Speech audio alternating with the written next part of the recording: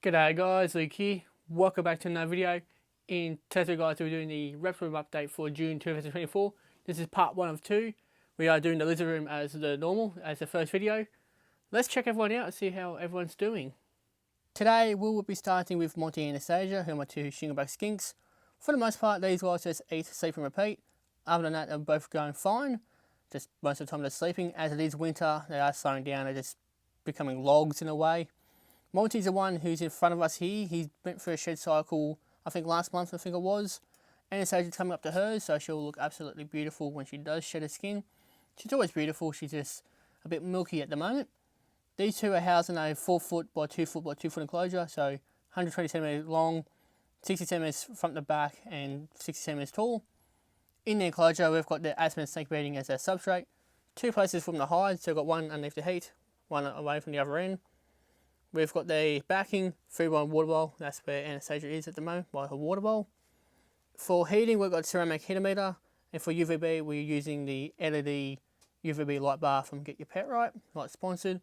Just telling people what I'm using regarding to the lighting. On to the next one. So the next 2 cages we are going to cover off are 140 centimetres long, 60 centimetres deep, 60 centimetres tall. So just shy of being 5 foot, but there's 2 foot deep, 2 foot tall. This one here we have is Akko. Now Akko here is my female eastern water dragon. Unfortunately, she's the only dragon remaining in the family. We did lose Crystal not too long ago, so we'll have to, I guess, accept as it is and move forward, honour her memory, and yeah, just keep going. Akko here gave me a bit of a scare not too long after the May Reptile Room video went up. She had a glitch in her system where she became more lethargic and she stopped eating for a period. Whatever was going on has now since cleared, and she's back to being her normal self in a way. She's such a diva, and she's not happy with me at the moment. Don't know why. In her enclosure, we do have her coconut fibre as a substrate. Got her hide, a couple of pieces of timber here for her to bask under, or sit on and bask underneath her heat. We'll get back to in a moment. We've got a food bowl, her diva sign, because she's a diva. Got a fake plant, a couple of rocks, water bowl, branches, her hammock, backing, and the heating's a bit different. We've got the infrared projector. I will slowly make the transition back over to ceramics later on, just saving up for that. And we have the LED light bar once more. Then above her we have the absolute Looney Tune of the Reptile Room. This fella here is Dusty. For those who don't know who Dusty is, he's my black-headed monitor, sitting up in his favourite spot once more. I will get a nice little video of him when he's down from there so you can see his lovely little head. He's such an idiot. We love him lots, but yeah, he definitely takes after me, let's put it that way. So like I said, his enclosure is the same dimensions as Akko's, just set up differently, obviously.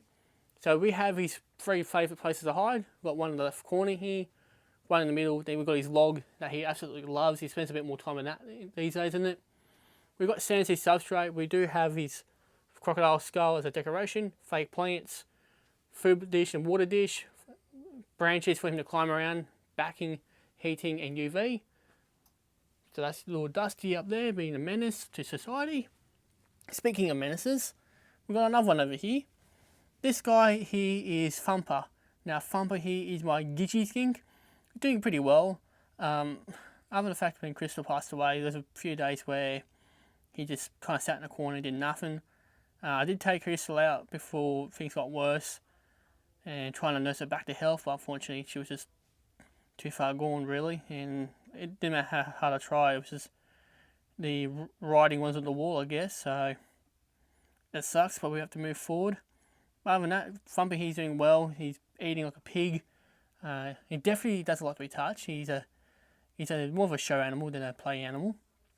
He's housed currently in a 90 centimetre, so 3 foot by 1.5 foot by 1.5 foot, so it's 90 centimetres long, 45 centimetres deep, 45 centimetres tall.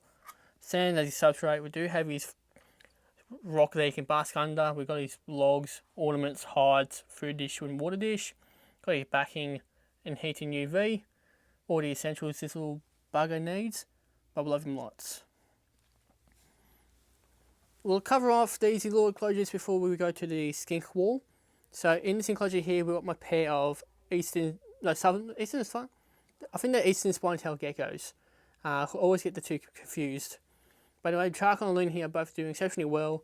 We are coming up to breeding season for these two, and I think Charcoal is becoming more bold and more, I guess, forward when he wants to do something with said Luna.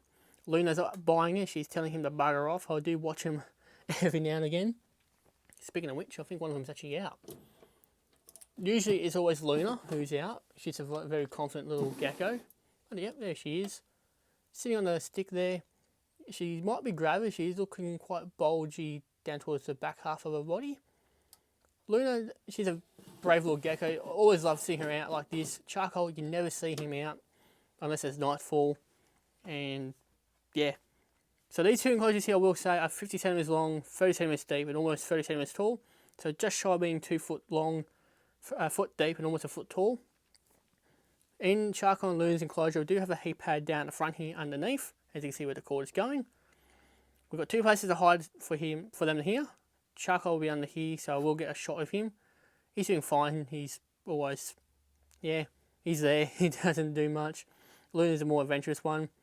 We've got the sensor substrate, branches galore in there for him to climb around and do acrobatics on. Desk box for Luna right at the back there, you see, water bowl and a backing. Next to them we have Suri, who's my sensima. I will put up a video of her so you guys can see her. She's doing well. In fact, going to winter, she's becoming a bit more lethargic, a bit more not really seen as often. So other than that, she's doing fine. I do chuck food in there and it disappears, so she's still eating. So we have a heat pad underneath this side of the enclosure yet again. 3 places to hide for her, even though she has 50 centimeters of enclosure with about 1 inch to 2 inches of sand for her to burrow into.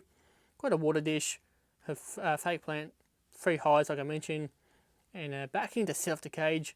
The reason why I swapped these 2 enclosures around from last month is because this is a nicer backing and I want to kind of display a bit more as well. We've got the light up here, so yeah, it shines on this little enclosure here, even though Siri doesn't come out, but that doesn't keep it too bright for these guys here. The next little animal I've got here is Pedro. Now Pedro, he's my pink tongue skink. He's become a bit more adventurous as of late. For some odd reason, he's keeping his cage a bit warmer than normal has made him more active, which is good, because he was a bit skinny for a little bit there. We'll pop him back in. Since he is more of a nocturnal animal, he doesn't like coming out during the day. Pedro is housed in a 60 by 45 by 45 centimeter enclosure. So 2 foot long, 1.5 by 1.5 foot in dimensions. Coconut fibre as his substrate, 3 places to hide, 2 on the ground, 1 incorporated to his backing. Got his branch, fake plants, food bowl, water bowl. Backing like I mentioned, where he's got his hide. We've got his heat here. He used to always be on a heat pad, but the last few months we were running a infrared projector on this enclosure. So it's been shining, or keeping him a bit warmer, keeping him happy and healthier. So yeah, nothing too really to report on Pedro, other than the fact that he's doing well. And he does have a light on top of his enclosure, just to display the enclosure a bit better. And he does come in out in the afternoon and explore, so it's good to see him out during the day. Now, on to the next lot of animals, which I'm trying to do in all one big hit. So the next 3 enclosures are 120 centimeters long, 45 centimeters deep, 45 centimeters tall, so 4 foot by 1.5 or 1.5 foot long. Each of these enclosures houses 3 eastern blue tongue skinks. The one we're looking at here is named Bo. He's the brother to Bluey, doing exceptionally well. So both Bluey and Bo, their enclosures is identical. So coconut fibre as a substrate. We've got the hide, a couple of rocks in here to help get on top of the enclosure. Well, mostly a ramp. Backing, heating UV, and we'll fill on a water bowl in the corner. Bluey's over here. He's taking a bit of a nap, and he's been shoving his head through the substrate yet again. He's such an idiot. Now, Bo's a very calm, cool, collected little blue tongue.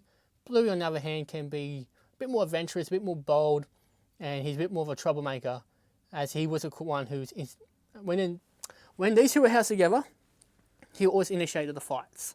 So, unfortunately, one day, I had to separate them before they kill one another. And, other than the fact, both are doing well since. And then the last little one we cover off here is little Billy. Now, Billy was a rescue from work where she was the runt of a litter, half a tail missing, and overall needed a help. So I decided to take her, and she has thrived ever since. Her enclosure is pretty much identical to Blue and Bow's. The only difference is she has a heat pad instead of a heat projector, as she's used to being on a heat pad pretty much her whole life, so we just left it. But saying that, she's very shy. She doesn't come out often, but when she does, my goodness, she makes it be very noisy and destroys her house. So this enclosure is looking nice for the time being. Give it 5 minutes, she will destroy it. That's just Billy for you. Then the last little animal we'll cover off, who's housed in a 90cm long, 45cm deep, 30cm tall enclosure. So 3 foot by 1.5 foot by 1 foot enclosure. We have Blaine. Now Blaine's another blue tongue, however she's a lowland blotch blue tongue. She's doing quite well these days, becoming more bold, adventurous. Still has that shy nature in her, but it's slowly getting her more confident over time. In her enclosure, like every other blue tongue, we've got her bedding, which is a cocoa peat. 2 places for her to hide, as she's more of a shy lizard. We've got a food bowl and a water bowl in the corner there. Her ramp, backing. She does have her heat over in the back corner there. Instead of having this 1 foot LED light bar, I gave her a 3 foot one, just to brighten up her enclosure. So that'll be it for today's video, guys. I hope you enjoyed it. I know it's a bit longer, but I wanted to throw a bit more personality into these videos instead of being just boring. But yeah, I do appreciate you guys watching to the very end. Next video will be the snake room, so stay tuned for that. Thank you all for watching. I'll catch you all in the next video.